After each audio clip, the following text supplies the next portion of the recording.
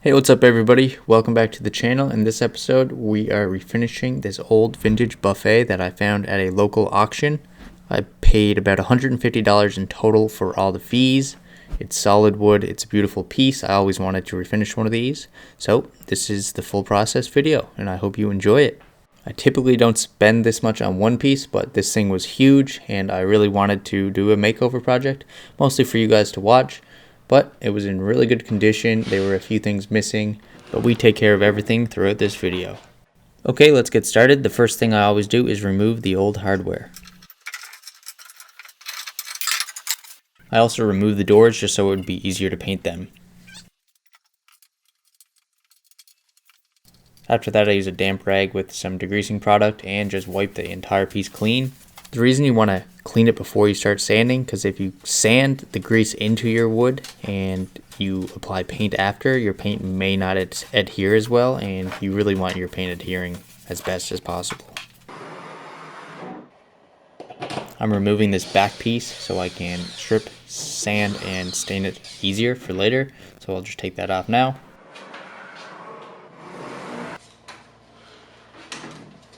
Now I'm just measuring the tabletop surface and the notch for the screw just to make sure I picked the right screw size.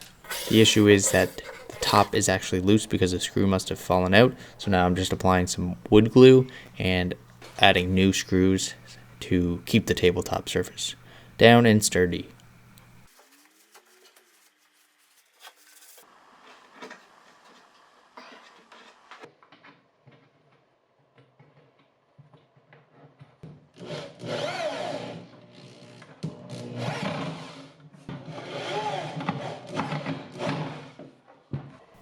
Now I'm using Clean Strip 15-minute stripper on the top and the drawers, and these are the places that we will be staining, not painting.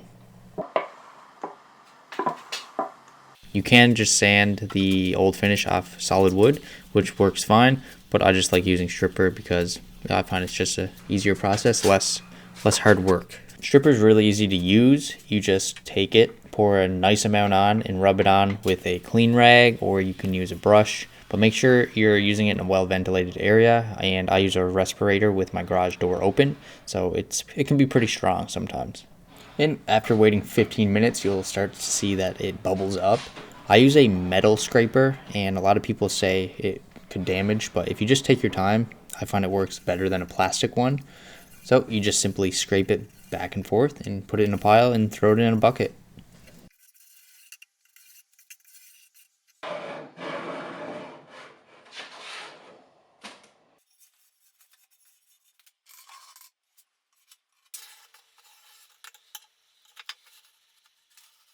When you're done scraping it off, it's best to use some steel wool and mineral spirits. Worst thing is in this project, I was low on mineral spirits. You usually pour a bit more than this, and then you just rub as much off. It's usually a sticky residue. You rub as much off as you can, and then you can use a clean or dirty rag, doesn't really matter, to wipe all that up later with more mineral spirits, but like I said, I ran out of mineral spirits. After all the stripping, I'm using a 60 grit to start. Usually I don't start this low, but there is a dark film on top because of the dark stain that was used, I guess, before. So I just want to do a quick pass with 60 grit to get as much of the darkness off. And then I'll move on to a higher grit like a 180 or a 220 to finish off, which I do in this project. So if you're unfamiliar with different sanders, the first one I was using is called a random orbital sander, which is one of my favorite. It sands nicely to flat surfaces and larger surfaces really, but you really want both. A detail mouse sander is the second one that I was using, and that one really helps get those tight corners that you can't really get with the circular random orbital. So here's a stain in the wood, usually just from water or something causing damage, and I just wanted to try this method out. It probably wasn't necessary, but I'm using Barkeeper's Friend, which has oxalic acid in it, I believe, and you just mix a bit of water in that together and it kind of gets thick over a couple minutes. I'm just applying it over some water stains that this surface had, and you just apply it, then you wait until it dries, and then you can scrape it off. And when the water and everything completely dries, usually the stain kind of disappears. And it worked pretty good. It doesn't look like it right away, but when that water dries, it definitely turned a lot lighter than the rest of the top. which almost worried me, but it wasn't an issue until we get to our water-based poly, and you'll see that later on in the video anyways. Now I'm sanding everything with 180, and we're going to blend these stains in. You can see how light it got just from waiting until it dries, and we just sand everything down and it pretty much blends in pretty good.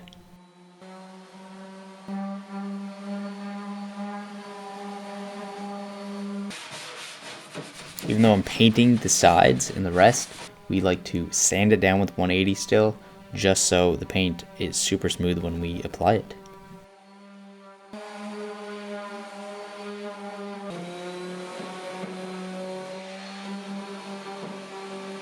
I'd say the most time-consuming part of this project was sanding these legs down, which I just sand them down enough because we'll take care with the gel stain later.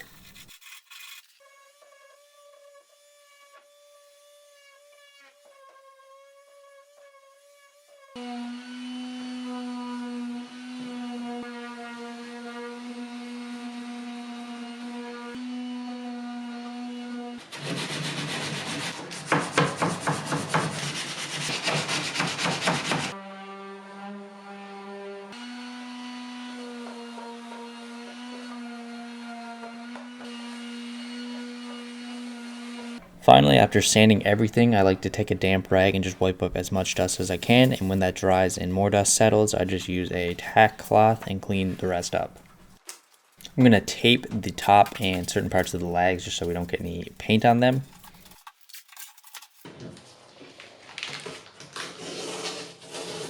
I usually use a white primer, but now since we're using black paint, I'm trying a Rust-Oleum's flat black primer, just so if it scratches up our piece, we can't really see anything behind it.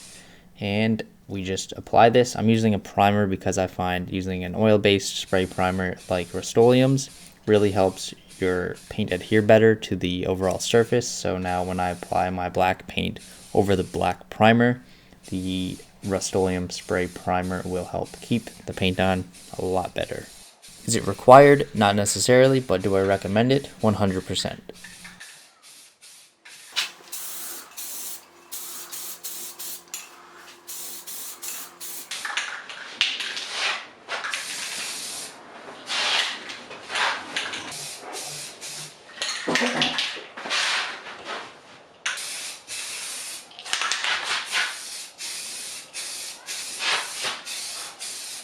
After using the cheap spray cans, I always use a 220 grit sanding sponge in between coats just because the spray cans can leave a bumpy feel.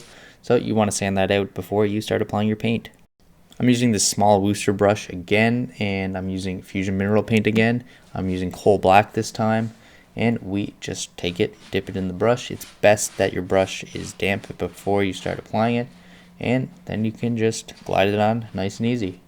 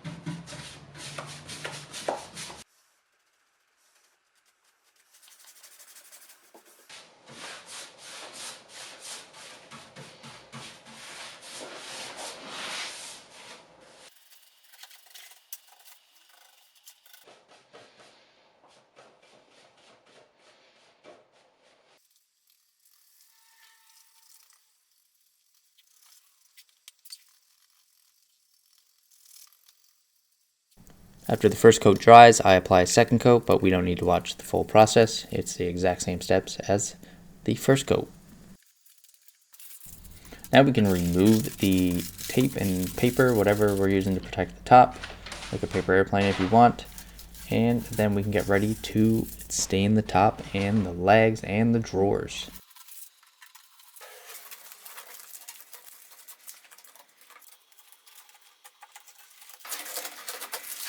I'm using gel stain mainly because the legs I couldn't completely sand and I just had this sitting around, so why not use it? Simply just take a clean rag and just rub the gel stain on all over the surface, and then we'll come back and wipe it with a clean rag when we are finished.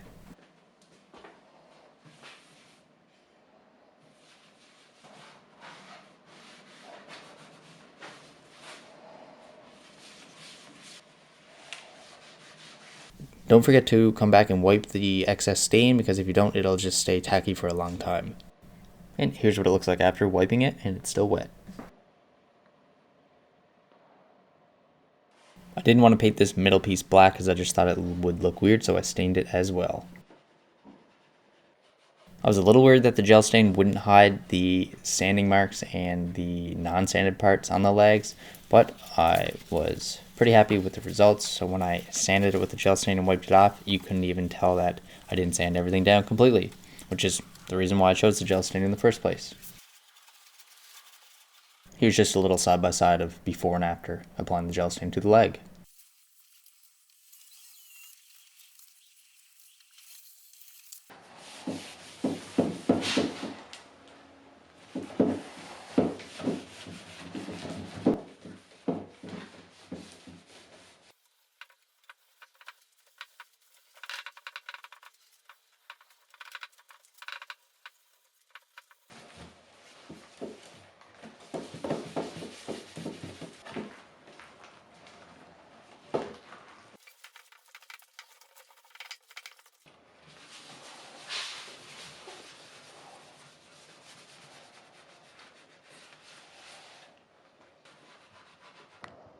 Now after staining everything, I'm using gilding wax on the hardware, so we're just going to shine it up with some silver platinum gilding wax, which is just going to bring this hardware back to life. After waiting 24 hours for the gel stain to dry, I come back with a tack cloth and just start with the paint, and then I clean the inside of the drawers, and I just give everything a quick wipe from the dust so we don't have any dust before we apply our poly. I'm applying Varathane Diamond Finish water-based polyurethane, and I'm using it in my Wagner Flexio 590. So basically I just put in 10% water and a tiny bit of the black paint so we don't see any streaks in the polyurethane on the black paint. And it also doesn't matter that you're applying a thin coat of black over the stain, because it's dark stain anyways and you won't be able to see it. And before you start spraying, always do practice sprays, trust me.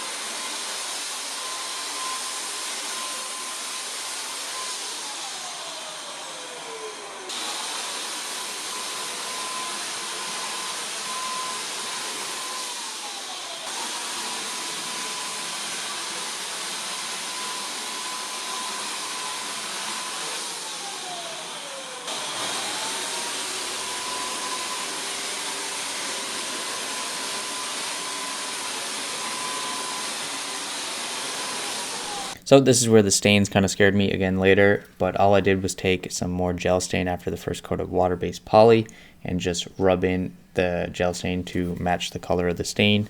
And I used steel wool to rub everything smooth. And after that, I applied another coat of water-based poly, and we did not see the stains coming through again. So that worked out pretty good then. Overall, I sprayed 4 coats of water-based poly for as much durability as possible. After everything was dry, I started attaching on the hinges again. And I also installed some magnetic catches on the cabinet doors, just because there was nothing behind them and anything that was there was broken from before. So now they sit in nicely and snap in.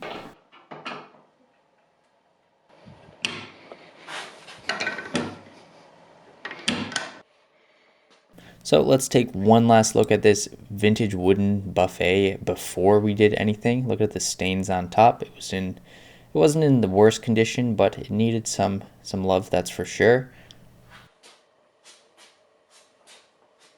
And here's what it looks like after. I didn't have time to stage it all and everything, so I'll take some nice photos later and throw them up on my Instagram, so don't forget to follow me over there. But I'd like to know what you guys think of how this vintage buffet turned out, and if there's anything you would have done differently. Feel free to let me know in the comments below. I appreciate you guys watching this video and supporting my channel, and don't forget to subscribe, and I'll catch you in the next one.